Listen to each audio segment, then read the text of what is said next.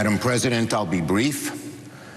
I just finished a very productive meeting with Secretary Mnuchin, the White House Congressional Liaison Eric Ueland, and Mark Meadows, the President's acting Chief of Staff. Last night, I thought we were on the 5-yard line. Right now, we're on the 2.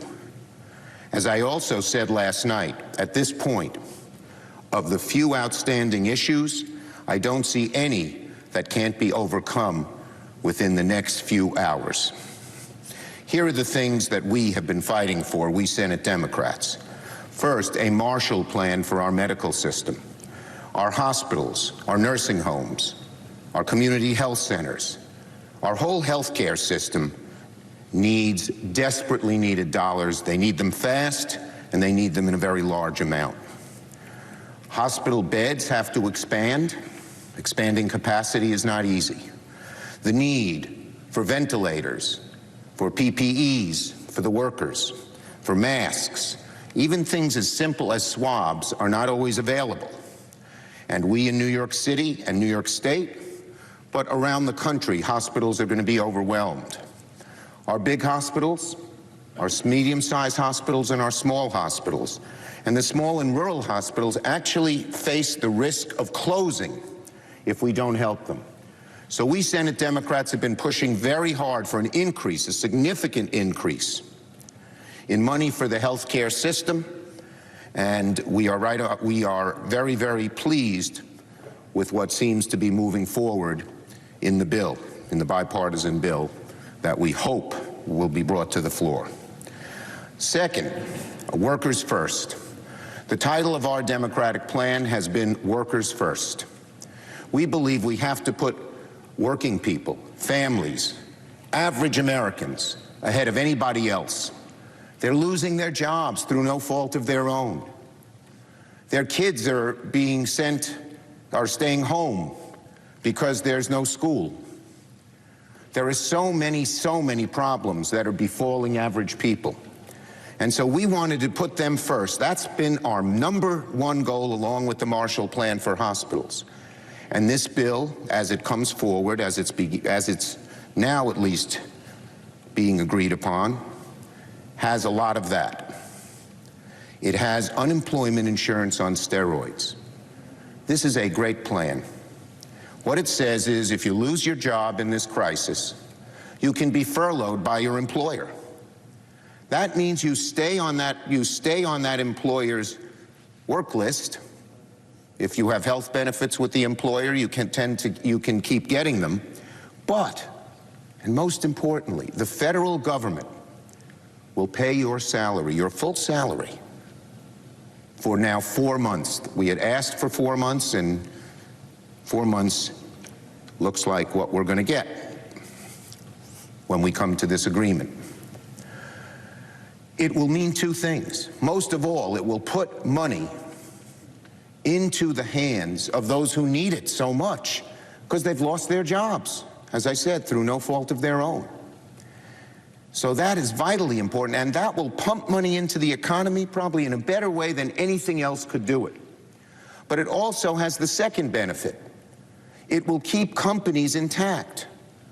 The small restaurant owner, the middle-sized business, even the large businesses worry that if they just had to remove their workers, fire them, because they don't have any money coming in, that those workers would scatter to the winds, they'd look for other jobs, and when, God willing, this awful crisis is over, these businesses would not be able to reassemble.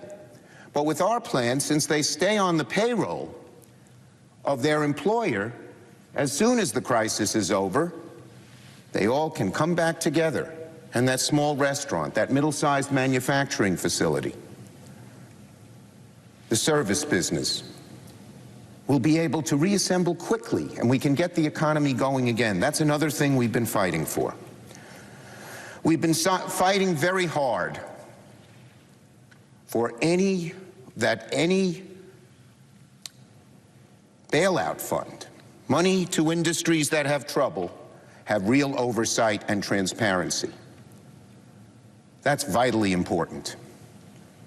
We cannot say We cannot have a situation where when a company is getting money from the Treasury, Federal Reserve, that we don't know about it.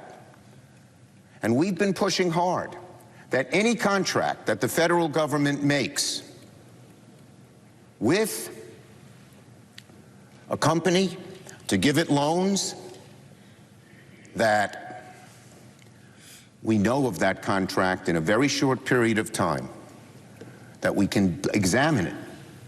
We in the Senate, those in the House, the press, and the American public will see if these things are on the level, because we all know there was a load of dissatisfaction with TARP. In addition, we're fighting for oversight. A new Inspector General to be able to look into these contracts. We would like very much, and believe we should have, a Congressional Oversight Board as well. And we're fighting for transparency, oversight, disclosure when the federal government gives corporations money. We're also wanting to make sure that workers are put first in these situations. So when there are direct federal grants and direct federal loans to these companies, they either have incentive or mandate to keep their employees and their benefits. And we're making very good progress in that direction as well. Small business. We all ache for these small business owners, probably second to the people who have illness in their families. We ache for these folks. We know, my father was a small businessman. He had a little exterminating business, never very successful. He would pace the floor Sunday nights at 2 a.m. because he hated going to work. So I know what people go through. You put your blood, sweat, and tears into your small business, and all of a sudden it looks like it's blown away. Well, there's a very fine proposal, bipartisan, on small business that I believe will be in this package as well. So there are lots of good things here. We all know that not everyone is going to want every provision. We all know that there are many things that so many of us want are left out. But we all know that we must do these things.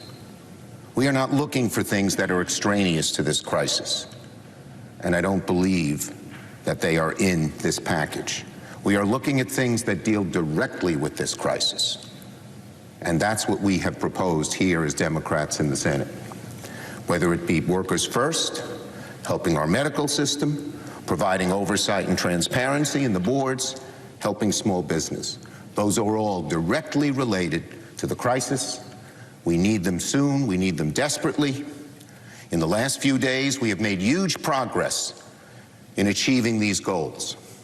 And again, I hope, I pray, that we can come together very quickly and pass in large numbers a bipartisan bill that will help the American people who so badly, badly, badly need our help. I yield the floor.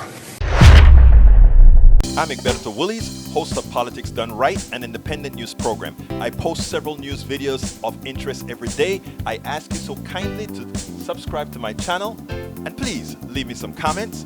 Thank you very much.